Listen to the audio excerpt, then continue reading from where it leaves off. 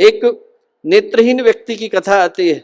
रोज भगवान के मंदिर में जाया करता था, अनेकों लोगों की पंक्ति में लगता, न जाने कितने लोगों के धक्के को खाता, न जाने कितने लोगों के झटके को खाता, और तब भी बिना नागा आता, पंक्ति में लगता, भगवान के दर्शन की पंक्ति में लग करके बाहर को निकलता।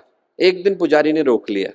पुजारी ने रोक करके उस नेत्रहीन व्यक्ति से कहा कि तुम क्यों आते हो, तुम्हें तो भगवान दिखाई भी नहीं पड़ते।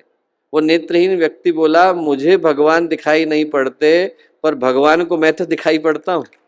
मैं यहाँ पर उनकी हाजिरी लेने के लिए नहीं आता हूँ, अपनी देने के लिए आता हूँ। हम लोग इसी भाव के साथ यहाँ आकर के बैठे कि हमें गुरुदेव दिखाई नहीं पड़ते, पर गुरुदेव को हम तो दिखाई पड़ते हैं। हम लोग यहाँ पर उसी श्रद्धा के साथ, उसी समर्पण के साथ, उसी विश्वास के साथ आकर के बैठते हैं। जब यज्ञ की आहुतियों को कहते हैं, यज्ञ की आहुतियों को देते हैं, तो हमारे मुख से निकलता है स्वाहा। स्वाहा का अर्थ है प्रिय वचन, सुंदर वचन। सो वाक आह इति, मैंने अपने आप को समर्पित कर दिया।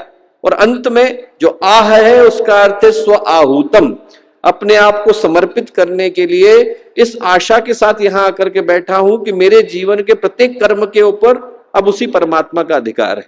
मेरी अपनी कोई इच्छा शेष नहीं रही, मेरा अपना कोई अधिकार शेष न रहा।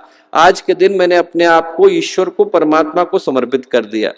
जिस व्यक्ति के नाम पर यूएस ओपन का सबसे बड़ा स्टेडियम बनाया गया, आर्थर एश को जीवन के अंतिम क्षणों में बहुत कष्ट से गुजरना पड़ा, कैंसर हो गया था।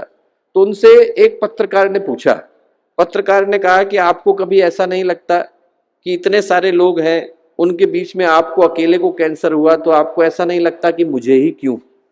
आर्थर एश बोले, इस संसार में लाखों लोग टेनिस को खेलते हैं, उन लाखों लोगों में से हो सकता है कि 5000 लोग प्रोफेशनल खेलते हो, उन 5000 में हो सकता है कि 2000 लोग प्रोफेशनल सर्किट में आते हो, उन 2000 में से 200 का सिलेक्शन ग्रैंड स्लैम के लिए होता है।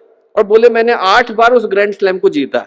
जब उस ग्रैंड स्लैम को जीता तब भगवान से प्रश्न नहीं किया कि मैं ही अकेला क्यों। तो आज जब मुझे कैंसर हो गया तो पूछने वाला मैं कौन होता हूं कि मैं ही अकेला क्यों। जब जीवन में अच्छा है और बुरा है तो दोनों ही क्षणों में हम अपनी नौका को भगवान के हाथ में छोड़ते हैं कि ईश्वर है, परमात्मा है, गुरुदेव है, माता जी है, आदि शक्ति, आप हमारे जीवन को कल्याण के पथ की ओर लेकर के चलें।